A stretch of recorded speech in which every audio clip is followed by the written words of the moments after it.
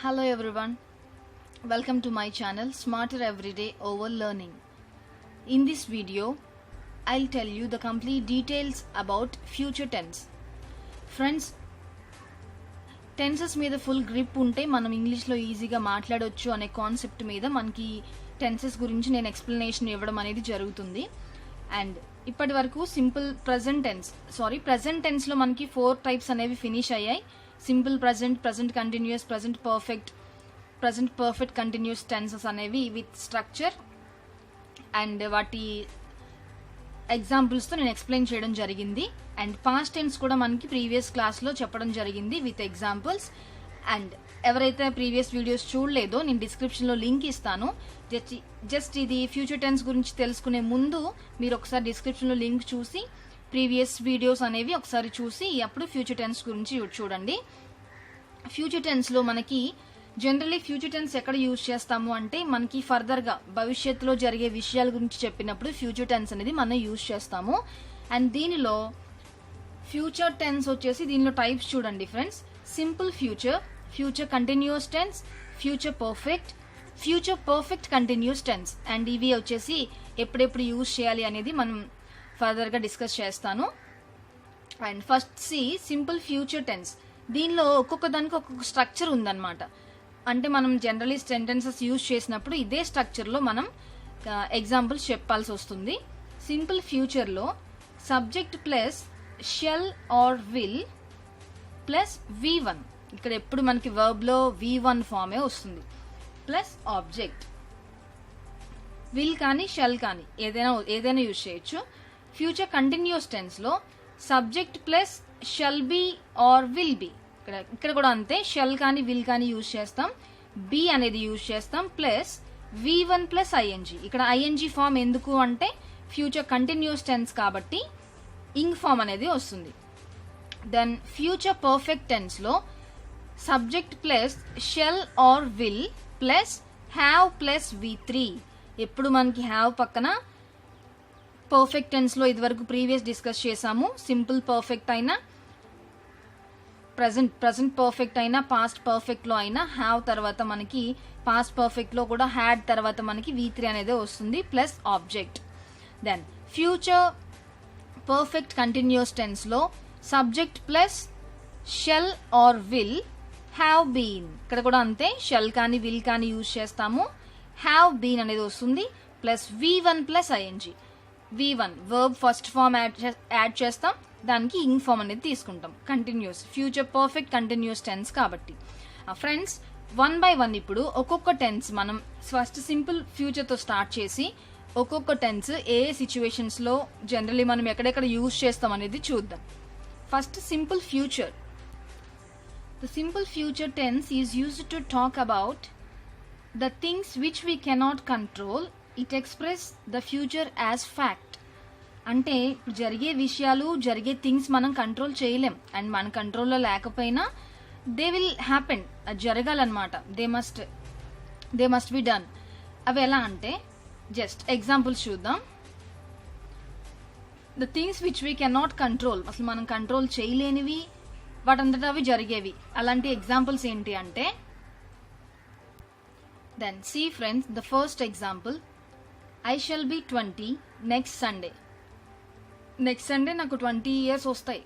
That means అది మన కంట్రోల్లో లేదు, అంటే అది ష్యూర్గా జరగాలి. సో జరుగుతుంది కాబట్టి I shall be 20 next Sunday. It will be Diwali in a week, next week Diwali వస్తుంది. అండ్ అది కూడా మనం కంట్రోల్ చేయలేం కాబట్టి ఇట్ మస్ట్ హ్యాపెన్, అది ఖచ్చితంగా జరుగుతుంది కాబట్టి సింపుల్ ఫ్యూచర్లో దీన్ని చెప్పొచ్చు. And we will know our exam result in మేలో మనకి ఎగ్జామ్ రిజల్ట్ అనేది తెలుస్తుంది. సో అది ఖచ్చితంగా జరుగుతుంది కాబట్టి దాన్ని కూడా మనం సింపుల్ ఫ్యూచర్లో చెప్పొచ్చు. See friends, just simple example చూస్తే I shall read. In the place of I if you take we and you and they, ఇది కూడా అంతే. ఐ విల్ రీడ్ కానీ, ఐ షెల్ రీడ్ కానీ, we will read, you will read అనేది ఇక్కడ మనం subject మార్చుకుంటూ వెళ్ళినా సేమ్ స్ట్రక్చర్ అనమాట. ఎలా అంటే as I said previous, subject plus shall or will plus V1. ఇక్కడ చూడండి V1 read, See friends, if you see the next example, I shall see tomorrow. Here see is the verb, that means V1 verb first form, then tomorrow is the object. Then see the next example, the minister will open the new school this afternoon. ఈ విషయం మనం morning చెప్తున్నాము, మన friends somebody ఎవరితోనో చెప్తున్నాము. The minister will open the new school this afternoon అంటే afternoon జరగబోయే విషయం గురించి మార్నింగ్ మనం సంబడి ఎవరితో డిస్కస్ చేస్తున్నాం. అప్పుడు యూజ్ చేసేది ద మినిస్టర్ అనేది సబ్జెక్ట్ అవుతుంది. Will plus will or shall అన్నాను కదా. See the structure, see here shall or will, V1 plus object అని చెప్పాను. See here will or shall plus V1. V1 is the open here, the new school this afternoon. It is completely object అన్నమాట. So అలా ఇలాంటి examples తీసుకుంటే simple future లో మనం ఎలా చెప్పాలి అనేది తెలుస్తుంది. Let us go through the second one, future continuous tense. Future continuous tense ఇది మనం జనరల్లీ ఎప్పుడు యూజ్ చేస్తాము అంటే భవిష్యత్తులో ఒక టైం జరుగుతూ ఉన్నప్పుడు, అంటే ఒక టైంకి ఎగ్జాక్ట్లీ పని జరుగుతూ ఉండొచ్చు అని చెప్పాలి. అంటే రేపు ఈ టైంకి వర్షం పడుతూ ఉంటుంది అని చెప్పామనుకోండి ఫ్రెండ్స్, అప్పుడు అంటే రేపు జరగబోయేది మనం ముందే డిస్కస్ చేస్తున్నాం. So future continuous tense structure వచ్చేసి shall plus subject plus shall be. ఇక్కడ షెల్ బి గానీ విల్ బి గానీ వస్తుంది. వెర్బ్ కి మాత్రం కంటిన్యూస్ టెన్స్ కాబట్టి మనం ఇంగ్ ఫామ్ అనేది యాడ్ చేయాలి. ఇంగ్ ఫామ్ కాబట్టి కంటిన్యూస్ టెన్స్ లో చెప్తామన్నమాట. Let us see with examples future continuous tense. I shall be reading, then you will be reading, she will be reading. అలా by this time of tomorrow ఆమె టైంకి చదువుతూ ఉండొచ్చు. See friends structure చూస్తే subject plus shall be or will be అన్నాను. ఇక్కడ subject I వచ్చింది, shall be వచ్చింది, రీడ్ అనేది వర్బ్ ఫామ్ V1 ఫామ్ కి మనం ఇంగ్ ఫామ్ అనేది యాడ్ చేసాం. So you will be reading ఇది కూడా అంతే, she will be reading. And friends future continuous tense వచ్చేసి to express a future without intention it is usually implies an action which will occur in the normal course of events. అంటే for suppose మనకి general words చూడండి, hints అన్నమాట. By next or by tomorrow అంటే చెప్పుకున్నాం కదా, by this time of tomorrow అని, by this time of day after tomorrow అని. నేను రేపటికి ఈ టైంకి చదువుతూ ఉండొచ్చు, ఉంటాను, ఖచ్చితంగా ఉంటాను, చేస్తాను, రేపు ఈ టైంకి పని చేస్తూ ఉంటాను. I will be in journey by this time of tomorrow. అలాంటి ఎగ్జాంపుల్స్ అనమాట ఫ్యూచర్ కంటిన్యూస్లో చెప్తాం. అండ్ క్వశ్చనింగ్ చూస్తే సేమ్ సెంటెన్స్ మనం క్వశ్చన్ చేయాలనుకోండి, యూ విల్ బీ రీడింగ్ అంటే సింప్లీ ఈ విల్ అనేది ముందుకు వస్తుంది అంతే. Will you be reading by this time of tomorrow అని సింప్లీ మనం విల్ షెల్ అనేది ఉంటుంది కదా, దాన్ని సింప్లీ ముందుకు తీసుకొచ్చి క్వశ్చన్ చేయడమే. Will she be reading tomorrow by this time of tomorrow అలా క్వశ్చనింగ్ చేస్తాం. Then if you see the negative sentences, I shall not be reading, you will not be reading. ఈ షెల్ తర్వాత not అనేది add చేస్తే మనకి negative sentence అయిపోతుంది. చాలా easy.